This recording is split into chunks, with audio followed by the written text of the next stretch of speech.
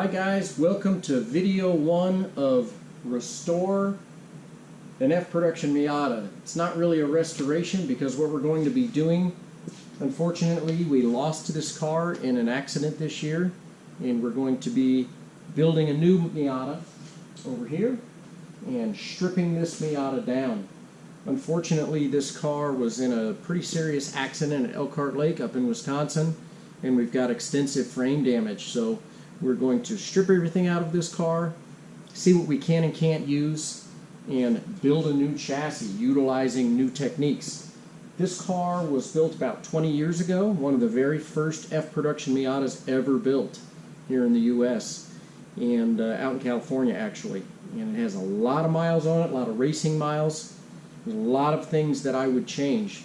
So what we're going to do is we're going to document what we're doing, what I'm doing, why I'm doing it, and kind of go from there. First thing I'm going to do is give you guys a quick tour of why we have decided to scrap this chassis.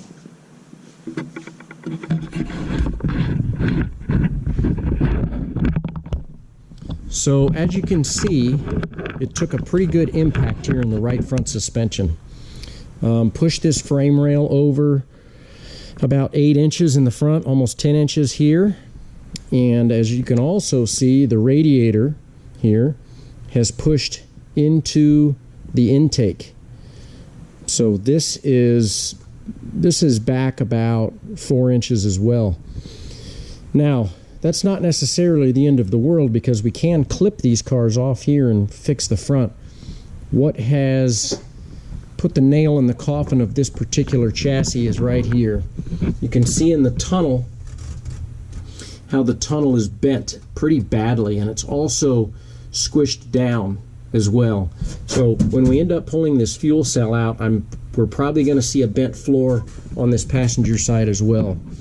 So all of that is besides that, and also you know, this car being sold, having so many races on it, because it's a unibody car, these things are tack welded together from the factory. So they have all these, they're not tack welds, they're spot welds. And so in a racing situation, there's a lot of flexing that goes on. And those spot welds can certainly loosen up over time, especially with as many races as this car has on it. So there's also a couple of things I'm going to change. I'm not a fan of the design of this intrusion bar being way up here next to the driver's head. And of course the height on the intrusion bars over on the passenger side. We're going to lower everything down. We're going to do a drop floor. We're going to get the driver down. This windscreen was busted in the wreck as well, so we're going to lower the windscreen, lower the center of gravity, build a brand new chassis. How do we do that?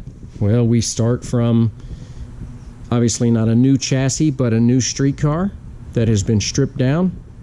Absolutely no damage on this car. We stripped it down to a bare tub, sent it out for baking, which takes all of the undercoating off, which works really, really good. I'll give you guys a quick shot underneath of that. You can see just how clean everything is. It's absolutely 100%, no paint, no rust, no undercoating, nothing is on this chassis. So this is the best way to start. So we'll document everything that's going to happen here in the transition of moving everything from this car over to this car. We'll have to check every little component. What ends up happening is when you get yourself into a wreck like this, all sorts of hidden problems can arise. So every single piece that comes off of the black car will need to be inspected.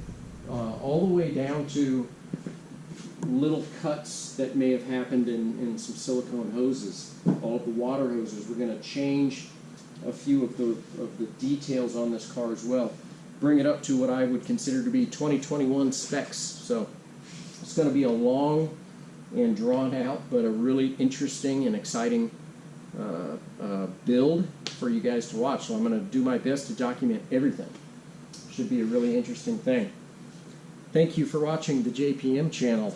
F Production Miata build, video number 1. Be sure to like, share, and subscribe. Click on that bell in the corner so you get post notifications. And always feel free to comment. If you ever have comments about what I'm doing, why I'm doing it, happy to answer. You may not like the answer, but I'm happy to answer. Like I always like to say, this is how I like to do things. There's always more than one way to do things, but this is how I do them. That's what JPM Performance is all about. Hope you guys have had a great day, and we'll see you on the next video. Thanks for watching.